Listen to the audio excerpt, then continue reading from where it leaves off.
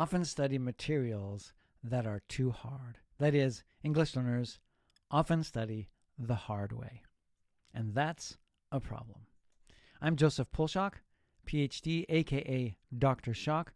My PhD is in linguistics from the University of Edinburgh in Scotland, because Scotland is great. I have over 25 years teaching experience, teaching English to English learners. I've also taught English teachers how to teach English for over 10 years. I am a professor in the School of International Communication at Senshu University, and I've published many books, chapters, articles, and one of my recent articles is called Language Teaching with Story Logic. If you'd like a copy, just contact me and let me know and I'll send you one. Okay? And this video is separate from my university work at Senshu University. So here we go. So, learners often study stuff that's too hard. They study at the wrong level. And so what's the solution? Well, in one way it's simple. Understanding is key. And we talked about this in a previous video. It's Krashen's input theory, or the input hypothesis. It's also called the comprehension hypothesis. So what is it? In simple English, it's this: we acquire languages by understanding messages. Repeat after me. Use gestures so you can help to remember it. We acquire languages by understanding messages. And you can simply remember this with the word album, A-L-B-U-M, acquire languages by understanding messages. All right? So let's define understanding. I like the 98% rule. With the 98% rule, you need to know 98% of the words in a text, especially for pleasure reading. And so when you know 98% of the words, you can enjoy what you're reading without a dictionary. Now the question is this a universal rule for all communication? And I think it might be.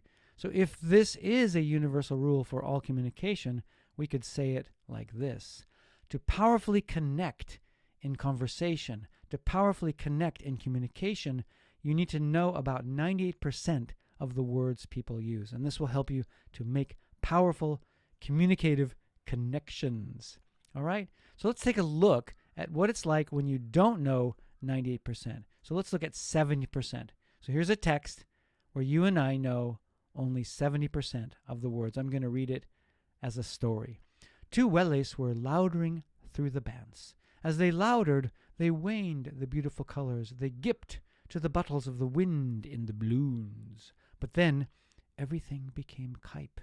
The wellies nimmed around. They frinned that something Jarvis was going to plume.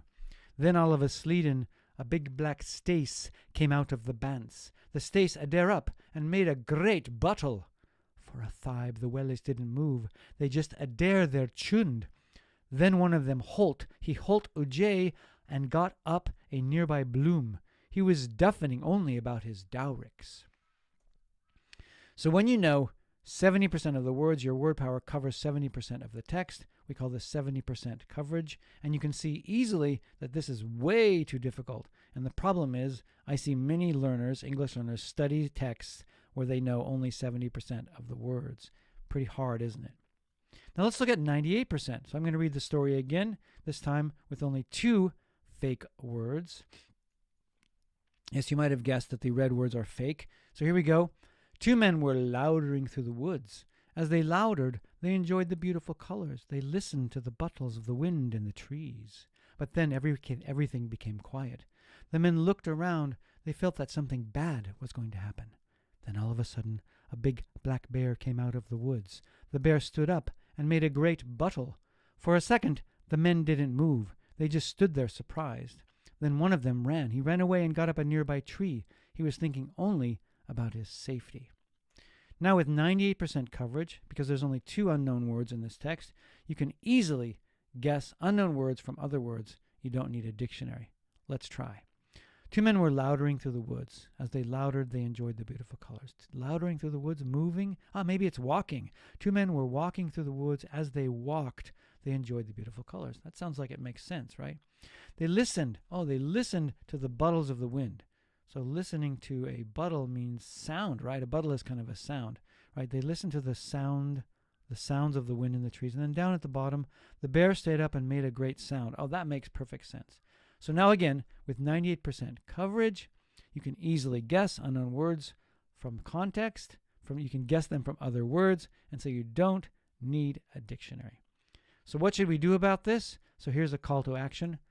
Read at 98% coverage for pleasure reading. So if you want to read for pleasure, you need to know 98% of the words, so choose the right level of texts, right? And for listening and fluency practice, experts say that you actually need to know 100% of the words. So for example, you can't practice for speed, for fluency, a text that you don't know well, where you don't know the word. And for shorter study reading, the limit seems to be 90 to 95% coverage, right? So if you're doing a short text for study reading and you want to understand the words or the grammar or the vocabulary, things like that, your focus is on the language, not on the message per se, then 95 or 90% is the limit. At 70%, forget about it. I call it painful reading or torture reading. So how do you calculate coverage? Real quick, here's how it works. Count the words on one page, just an example page. So for example, you look at one page, you see it has 300 words on it, right? And then count the unknown words. And let's say, for example, you find 5 unknown words. So here's how you get your coverage. It's 300 minus 5 equals 295 known words. So 295 divided by 300 equals 0.983 times 100 gives you 98.3% coverage. All right, so that's all I've got for you today. Here are the concluding thoughts. You need to know 98% of the words in a text if you want to enjoy stories, and even more powerfully, to communicate with power, you need to know about 90% of the words that people use. All right, I am Joseph Polshak, aka Dr. Shock. I am a language coach at languagesuperpowers.com, and I'm also a content creator at ReadOasis.com. Thank you for listening.